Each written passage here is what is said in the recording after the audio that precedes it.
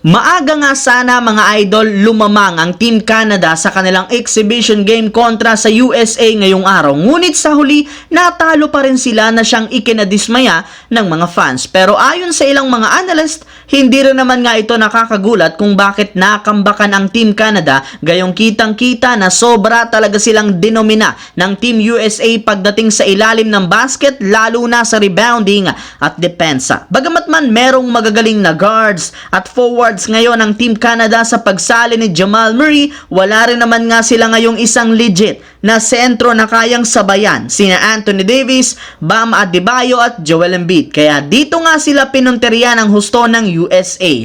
Halos wala pa rin naman nga silang nabubuong solidong chemistry sa lineup ngayon matapos lumamya bigla ang kanilang shooting. Kaya yan nga ang tinutukoy na napakalaking problema ng Team Canada na maaaring samantalahin ng ibang mga makakalaban sa Paris Olympics. Samantala, matagal na rin naman nga po mga idol ang nakakalipas mula nang makipag-trade negotiation ng Los Angeles Lakers sa Portland Trail Blazers para makuha si Jerami Grant. At hanggang ngayon, hindi pa rin naman natutuloy ang posibleng trade na niluluto ng dalawang kupunan na ito since meron nga silang hindi pagkakasundo sa ginagawang negosasyon ng mga nagdaang linggo. Yes mga idol, ayon sa inilabas sa balita, hindi nga tinatanggap ng bawat isa ang mga inaalok nilang trade package na siyang rason bakit huminto ng ilang araw ang kanilang usapan. Ngunit sa kabila ng nagkaroon para naman ng Lakers at ang Blazers ngayon ng renegotiation sa kanilang trade talks. As of today, sumentro nga po ang trade offer ng Lakers kay Rui Hachimura na sasamahan pa nila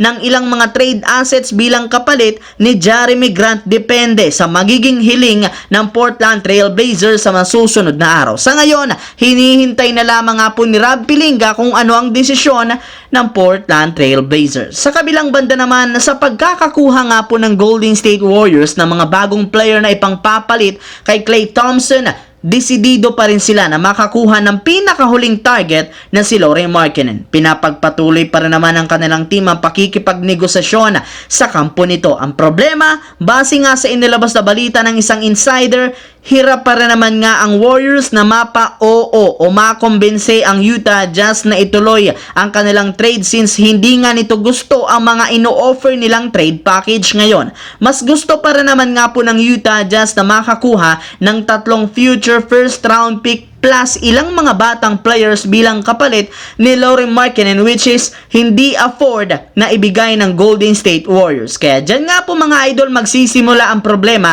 at kalbaryo ng Warriors sa pagkuha kay Markkanen, gayong eto nga ang isa sa mga rason bakit posible sila na mabigo na maisakatuparan ang kanilang huling target.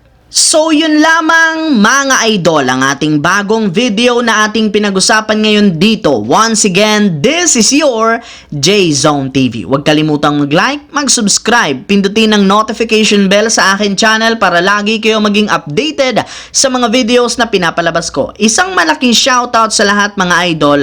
Maraming salamat po.